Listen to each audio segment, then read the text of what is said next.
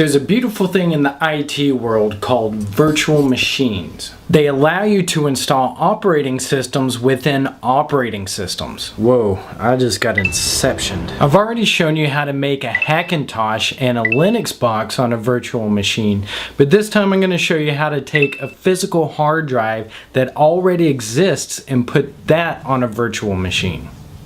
So let's get dangerous. Not really.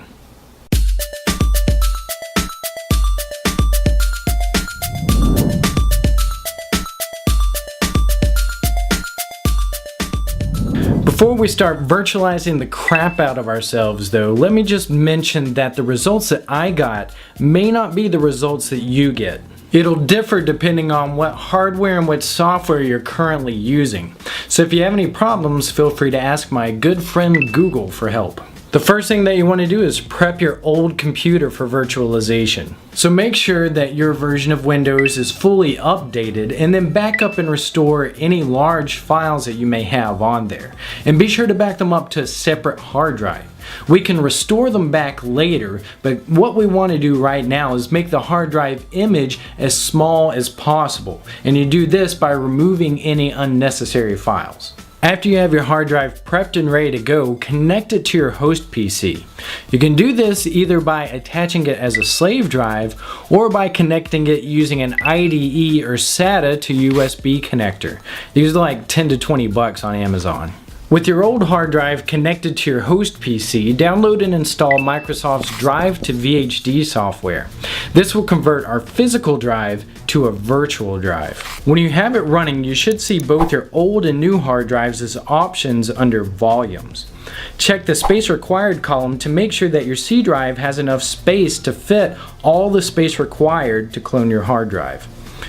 Under VHD file name, choose a name and location for saving your virtual hard drive.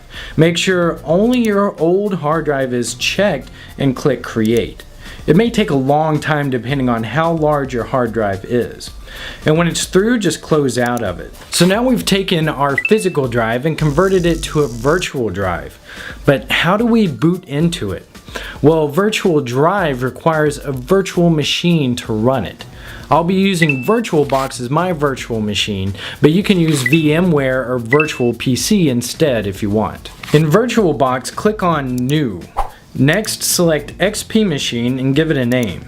Choose the amount of memory you want to allocate to it, and then under Startup Disk, choose Use an existing hard disk and browse to your virtual hard drive location that you selected.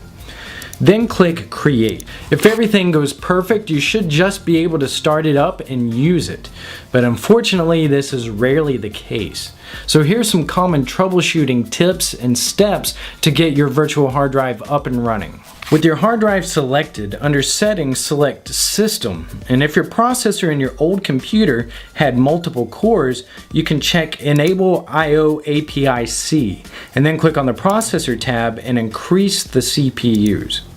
Here you can also check Enable PAE-NX to fix some problems. And you could also click on the Acceleration tab and try checking both of these options as well. All these options could help, but they also may not. If you can get the VHD to boot so that it shows a blue screen or an XP error, then believe it or not, that's a good thing. This means that we can actually repair it. But in order to repair it, you're going to need an XP install CD. If you don't have one of those, then maybe that's something my sketchy friend Google can help you out with too. Shame on you, Google. You can pop your CD into your host PC's drive and it should read it in the virtual machine as well. Boot to it, and once you get to this screen, type R for repair. This launches the recovery console. Select 1 for your C drive and then just press Enter for the admin password.